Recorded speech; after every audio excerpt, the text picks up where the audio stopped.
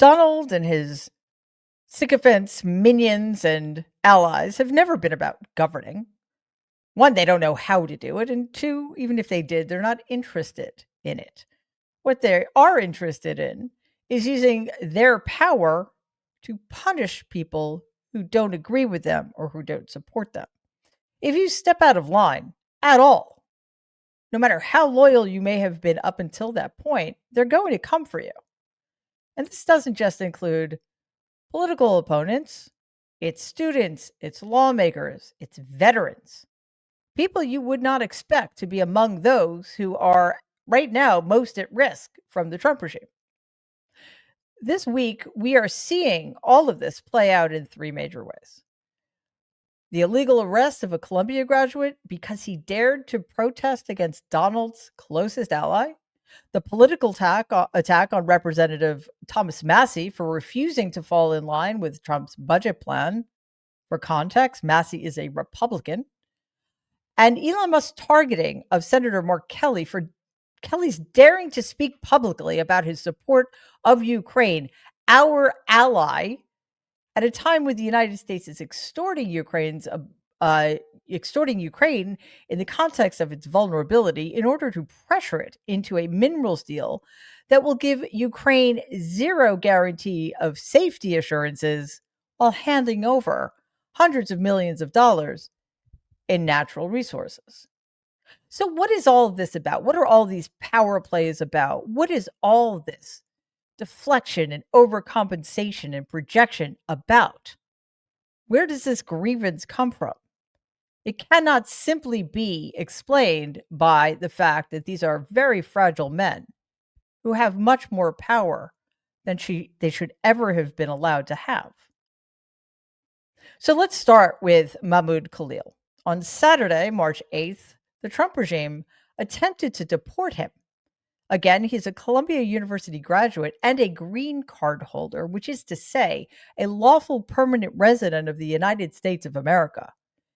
He was detained for participating in campus protests last year against Israel's treatment of Palestinians, which I think, regardless of which side you come down on, it's a pretty legitimate reason to be protesting.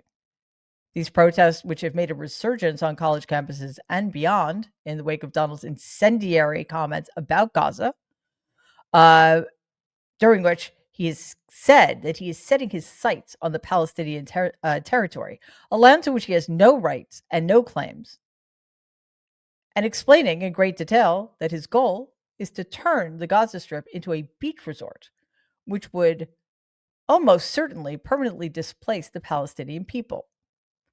Khalil was arrested by ICE officers in New York in front of his wife, a U.S. citizen who is 8 months pregnant. Then, without authorization and despite his having a green card, ICE unlawfully sent him to a detention center in Louisiana. His legal team quickly filed a motion to challenge this detention and potential deportation, because that is where the State Department was heading with this. Here's Khalil's attorney, Ramzi Qassem, with more. Play the clip. Our view is that his detention itself was punitive and retaliatory for his First Amendment protected speech in support of Palestinian lives and rights. And then subsequently, moving him to Louisiana was retaliatory and punitive because he filed a habeas corpus petition in federal court contesting the legality and constitutionality of his detention. And so the government's response was to try to interfere with the court's jurisdiction, to try to interfere with his access to counsel and to his family and to his support network by moving him 1,000 miles away to Louisiana, where it believes it'll have access to, friendlier immigration courts and whatnot. We hope, even though we don't expect the government to do the reasonable thing and voluntarily bring him back to New York. And if they don't tell us today that they're going to do that, then we'll be in court tomorrow asking the court to order them to do that. And we will litigate the rest of the issues, including the free speech issues, from there. I just want to flag that this is yet again Donald Trump using the legal system towards his own ends. Khalil was moved out of New York for one reason only. The Trump regime believed that they would find immigration courts in Louisiana more friendly to their illegal intentions. Donald's lackeys invoked a rarely used provision of the Immigration Nationality Act to detain Khalil, claiming his activities, including pro-Palestinian protests, could harm U.S. foreign policy interests. This provision has never been widely used for deportation until now. As of now, no formal charges have been filed, just accusations by Homeland Security of Khalil's leading, quote, activities aligned to Hamas, a designated terrorist organization, unquote. Experts suggest that this attempt to use the Immigration Nationality Act, an obscure legal provision that allows the Secretary of State to deport individuals deemed adversarial to U.S. foreign policy, could lead to worse. The detainment of Khalil in such a way may face, as it should, significant constitutional challenges, particularly due to its vague application and implications for free speech and due process rights. But in the meantime, he remains incarcerated, very far from his home and very far from his pregnant wife. In a post on his failing social media platform, Donald said, quote, "This is the first arrest of many to come. We know there are more students at Columbia and other universities across the country who've engaged in pro-terrorist, anti-Semitic, anti-American activity, and the Trump administration will not tolerate it," unquote. Well, as far as I'm aware, the only anti-American activity here is yours, Donald. And those of the people you are giving permission to engage in this kind of illegal and unconstitutional behavior. Citizens have taken to the streets to protest for the release of Mr. Khalil. Quote, "We're facing a horrifying reality that our own student, a member of the Columbia community, has become a political prisoner here in the United States," unquote, said Columbia University professor Michael Thaddeus in a statement recently released. A judge has blocked Khalil's deportation for now, with a hearing scheduled for later today, but I have a question. Why did the judge not demand Khalil's release immediately on his own recognizance? I don't know. But the fact that we're even having this conversation, that Donald is trying to expel legal permanent residents for protesting as guaranteed under the First Amendment of in the Constitution of the United States of America, tells you exactly what we are facing under this fascist regime. Before we go further, please hit like and share this video. If you haven't already, it would be great if you could subscribe to our channel. We're pushing for 350,000 subscribers. As independent media, your support helps us reach more people so we can grow this together. In anticipation of the vote on the House budget bill yesterday, Thomas Massie, Republican from Kentucky, was extremely vocal about maintaining his opposition to the passage of this bill. And remember, the Republicans have an extremely narrow margin in the House, and they could only afford to lose one vote. Unfortunately, it was only Massie's. But despite the fact that it ended up not mattering one way or the other how Massie voted, he was indeed voting his conscience, which is supposed to be allowed, or it used to be. Donald, who's incapable of being thwarted by those he thinks are lesser than he is, wasn't having any of it. He escalated pressure on Massie before the vote, and from his failing social media app, he wrote, quote, "Thomas Massie is a grandstander, and the great people of Kentucky are going to be watching a very interesting primary in the not-too-distant future," unquote. In another post, Donald likened Massie to Liz Cheney, another enemy of the regime. CBS News has more about Donald's pressure campaign leading up to the vote. Take a look at this clip. There they are. Call them the budget rebels, at least for now. This group right here on your screen not making it easy there in Congress. Everyone on this list seems to be on the fence, except for Congressman Thomas Massie from Kentucky, who says count on him for a firm no. In fact, he's so emphatic about that, he said it's a no unless he gets a lobotomy. And this is the president himself, like you pointed out, Reed, is doing this intense pressure campaign on these defectors or potential defectors. Really only one, and that's in Thomas Massie, has come out, the president saying he should be primaried. It is interesting, though, I have to point out him saying, Massie being that he would rather get a lobotomy versus vote for this bill. Quite the escalation of primary into lobotomy. But he is echoing the concerns of other fiscal hawks in that they just can't allow the Republican Party to continue the levels of spending that we saw under the Biden administration, which quite a few in the conference expressed is just unacceptable, Reed. Massie seemed completely unfazed by Donald's primary threat, which he uses far too often. And he responded, quote, "Someone thinks they can control my voting card by threatening my reelection. Guess what? Doesn't work on me. 3 times I've had a challenger who tried to be more MAGA than me. None busted 25% because my constituents prefer transparency and principles over blind allegiance," unquote. Just to be clear, like Massie's not a good guy. I mean, he is like probably votes with Donald 99% of the time. And when he's called a fiscal hawk, what that means is he wants even more draconian cuts to our social programs. So credit where credit is due, at least. He stayed true to his word. The continuing resolution did pass by a 217 to 213 vote, with all of the Republicans targeted in Donald's pressure campaign caving, except for Massie, and even one Democrat, Representative Jared Golden of Maine, who needs to be primaried stat, voting for the bill. Of course, all the other Democrats voted against it. In the end, Massie, again, was the only no from the Republican Party. Here he is after the vote. Play the clip. Are you worried about your future prospects with Donald Trump coming after you? No, if I get on this plane and never come back, I could still be the happiest guy on the planet. But can he beat you? Can he beat you? I don't know. I doubt it. I think the comments were put out there to keep other Republicans in line. Yeah, I mean, that's a theme we need to be paying very close attention to. We could say the same thing about Mahmoud Khalil.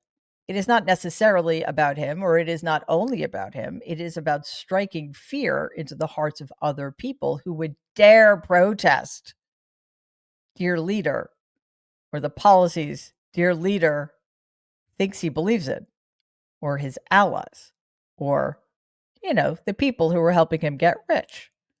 In this case, clearly, Donald is desperate to keep the Republican caucus in line because he knows he needs them.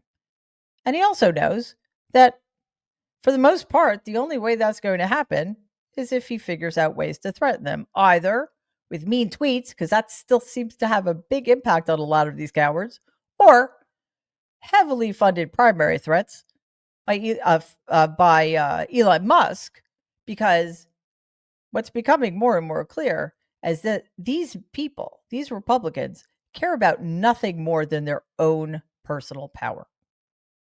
So culture flows from the top. So just as Donald punishes his enemies, Elon Musk is doing the same.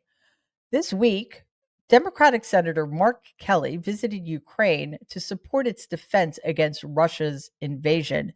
And Musk had a bit of a temper tantrum over it, which also sounds a lot like Donald. When Kelly shared his experience on Twitter in terms of his visit in Ukraine, Musk responded by calling him a traitor. A traitor. Kelly dismissed Musk, calling him, quote, "not a serious guy," unquote. But here's the thing. Mark Kelly is a serious guy.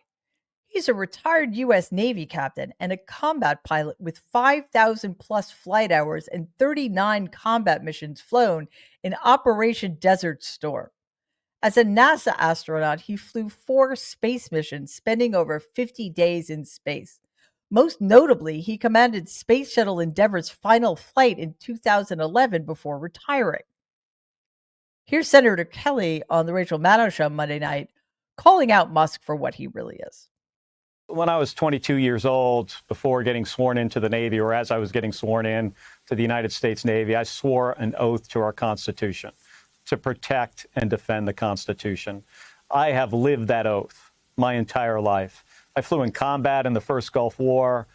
I served in the United States Navy for 25 years. I spent 15 years at NASA risking my life flying the space shuttle. And the only oath I can think of that maybe Elon has sworn is an oath to his own checking account, to his pocketbook, an oath maybe to ruining the lives of veterans. Yeah, that seems pretty much like Elon Musk's mission, but of course it's also to enrich himself and, make sure that his pet, Donald Trump, stays in line and allows that to keep happening. I was going to say that, Mark Kelly, Senator Mark Kelly, has more courage in his fingernail than Elon Musk has his entire body, but that would not be a fair comparison because Elon Musk has no courage at all. He is an abject coward, also like Donald. Kelly's visit to Ukraine was his third since the illegal Russian invasion. He shared his experiences, including a conversation with a wounded soldier, and his concerns over the impact of missing U.S. intelligence in defending against attacks. Kelly, a representative focused on peace and supporting our allies, honoring the coat of arms to those fighting in opposition to our erstwhile enemy, Russia, continued to hold Elon's feet to the fire last night. Play the clip. When you got back from Ukraine, you posted about your trip, an incredibly lengthy thread that everyone should read, I think, just of what it was like on the ground. Yeah. Elon Musk responded by calling you a traitor. He did. What? Well, that was a combat veteran. That was kind of my reaction when I was flying over Iraq, getting shot at, or flying in the space shuttle. Never once for a second did I think somewhere down the road somebody's going to call me a traitor. But Caitlin, this isn't really about me and what I'm really not just concerned. Somebody. Oh yeah, I mean it's a guy with a lot of power, a lot of influence over this government. I think it says a lot about him. It says much more about him than it does about me. But what really concerns me is veterans that he is firing without cause from the government. These are public servants. I had a disabled veteran in my office the other day that had recently received an excellent performance report, and 3 weeks later, Elon Musk fires him through an email because of poor performance. That's wrong. That's not fair. Fired him without cause.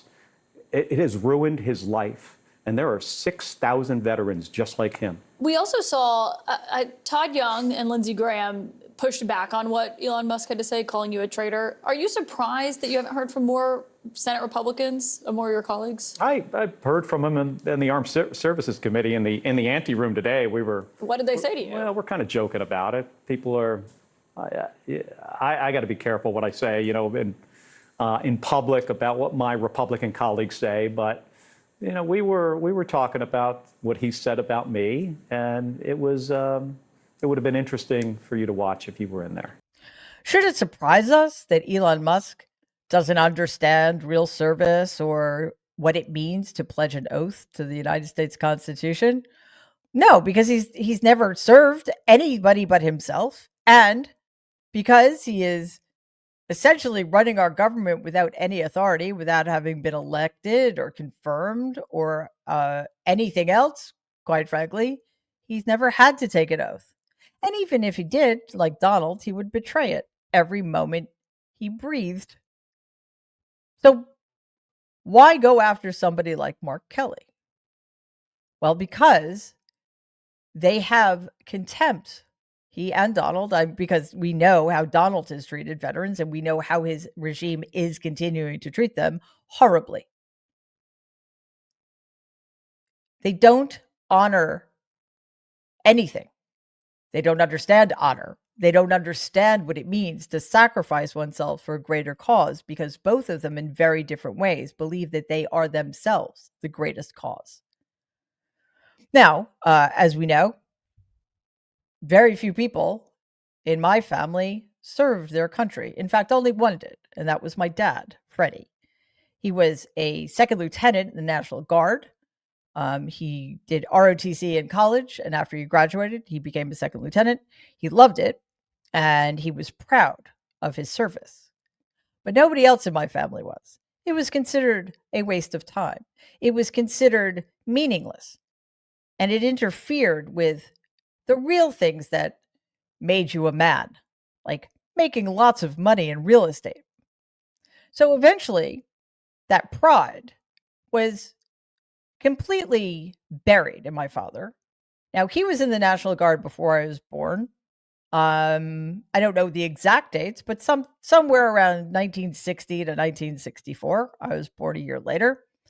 I never knew that he was a second lieutenant in the National Guard because he never talked about it until I stumbled across a shoebox in which he had his medals that he kept hidden away in a closet. That's what my family does to people who serve their country. So what else do we need to know about Donald and Elon Musk? Well, in some very real senses, they are flip sides of the same coin. I'm going to use the term narcissism as we all colloquially understand it. Elon Musk is the kind of narcissism whose narcissism springs from having had at least one parent who spoiled him rotten, who made him believe that everything he did was the most wonderful thing and that he could, in fact, do no wrong. Which is why he runs around acting like a complete idiot, thinking he's the coolest person who ever lived. Donald's narcissism, on the other hand, stems from a very different source. His is from an insecurity so deep and so terrifying that he has never been able to face it. He's not simply weak, you see. His ego is a very, very fragile thing that has to be